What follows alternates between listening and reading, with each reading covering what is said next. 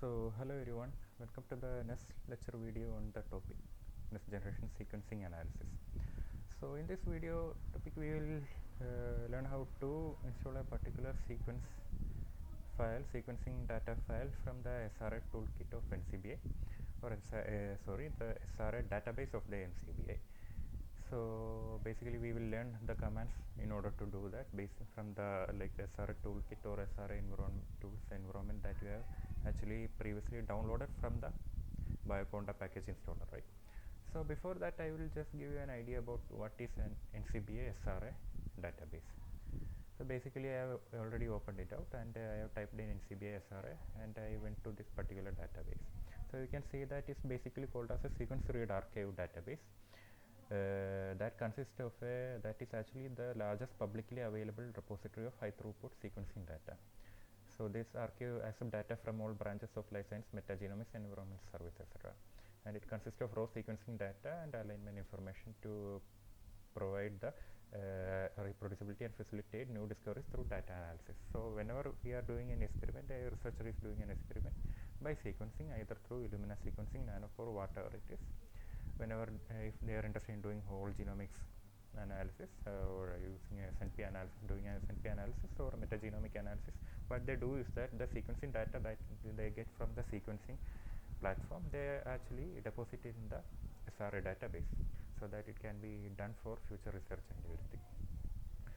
So it consists of several of this database and it is actually denoted in different annotations. Basically each and every sequencing data has a specific annotation. So I have been working on a specific sequencing data just for practice, and also I will be doing that particularly in this case. So you can see the search box here, right? I will type in the annotation name, that is SRA 396636. So this is a particular identification number for a specific sequence read that I have been working on, and I will just type it enter.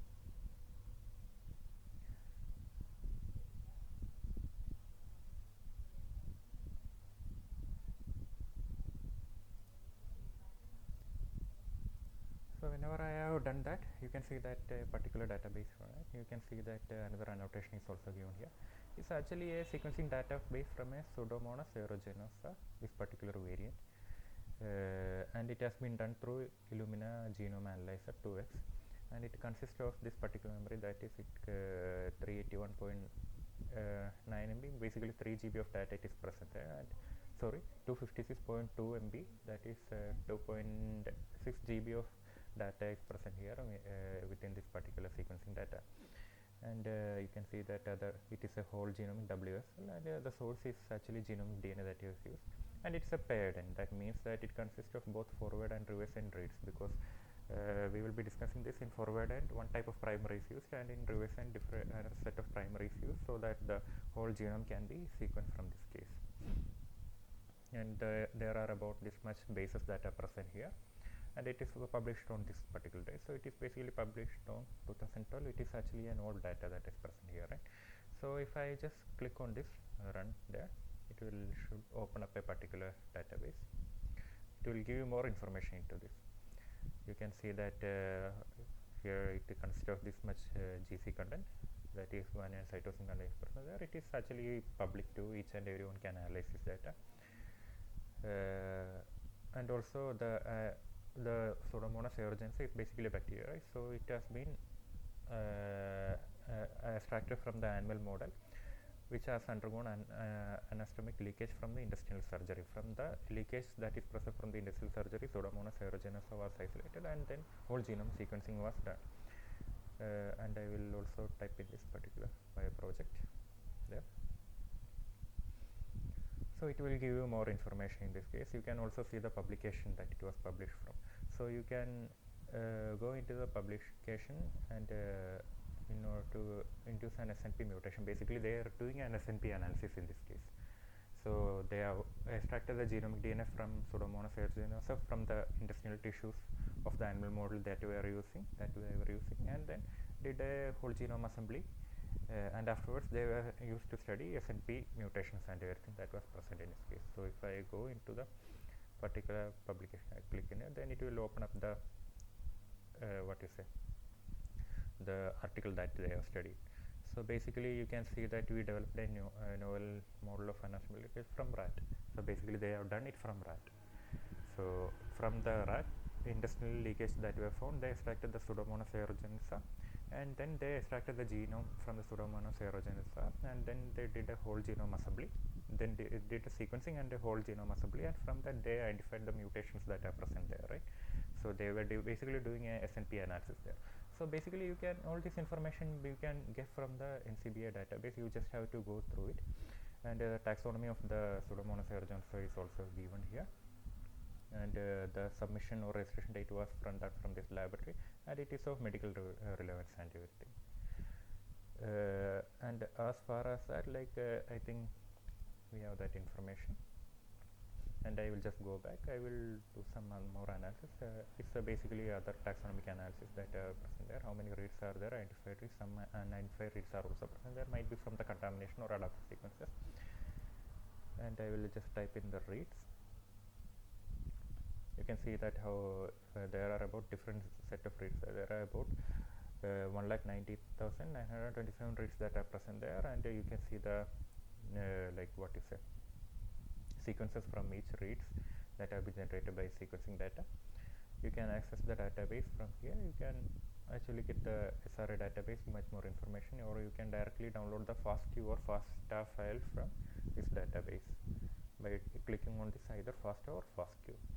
So basically we are not directly going to download it out, because as we are using a WSL, it will go into the Windows directory, then we have to copy from that.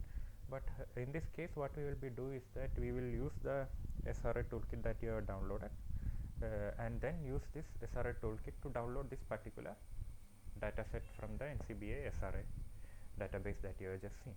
So what I will do is that first I will activate the environment that I have seen. Before that I would like to show is that how many environments are actually present with the system, because it's not easy to remember all the environments that you have just made and downloaded, right? So I will just type it conda info. Yes. So this will actually give us an idea about how much conda environments are there. So you have a base terminal there, then both I have installed plus omega, and the SRA toolkits that are installed. Several other tools I have also installed in this case that I will show you what all their uses are, and you will get an idea of this case. So basically, one minute.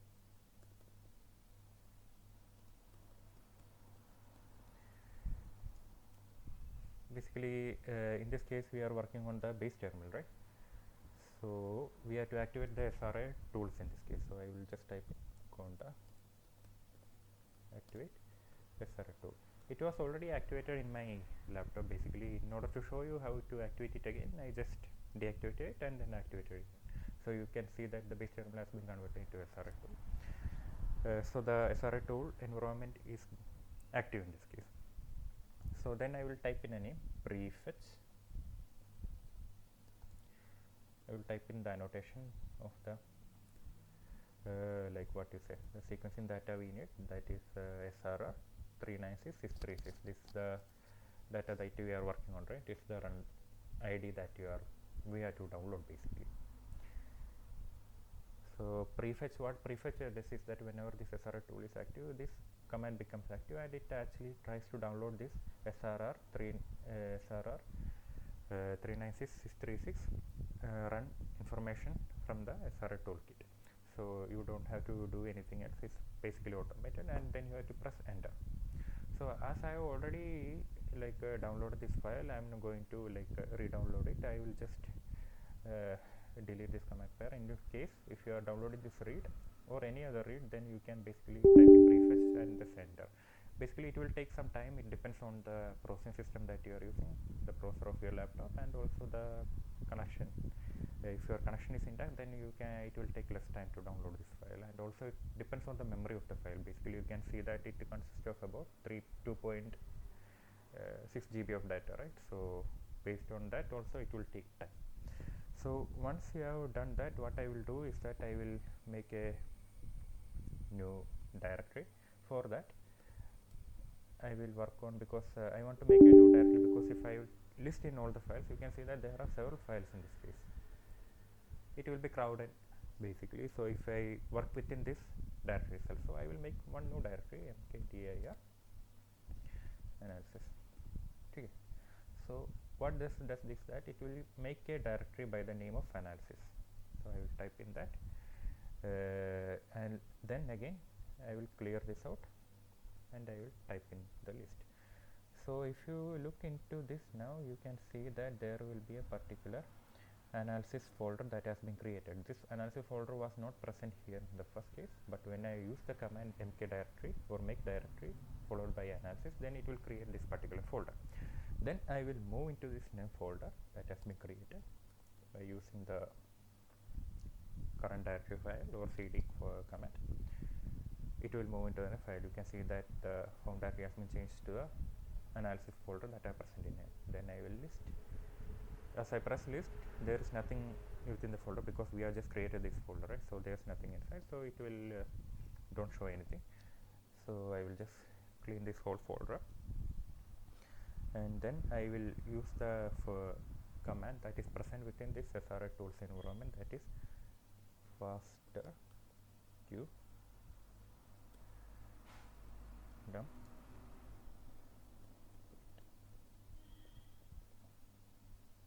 split files SRA 396636. So basically within this SRA tools environment, right, there is a command called as FastQ dump.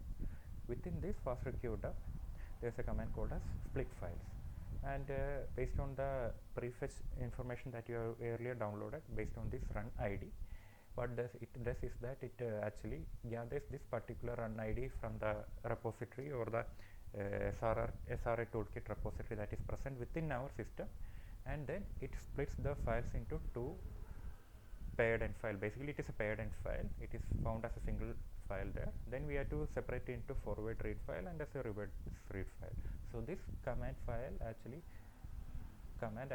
does the work for us in this case, to separate the paired end file into forward read and reverse read. So I will just press enter. It will take some time basically.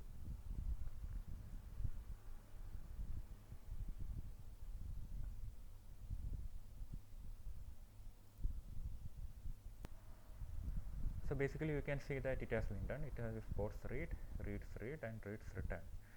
So I will just, it means that it has been successfully split into the paired and read. I have successfully filtered separated into forward and reverse read. So I will just type list. You can see that you can two files there.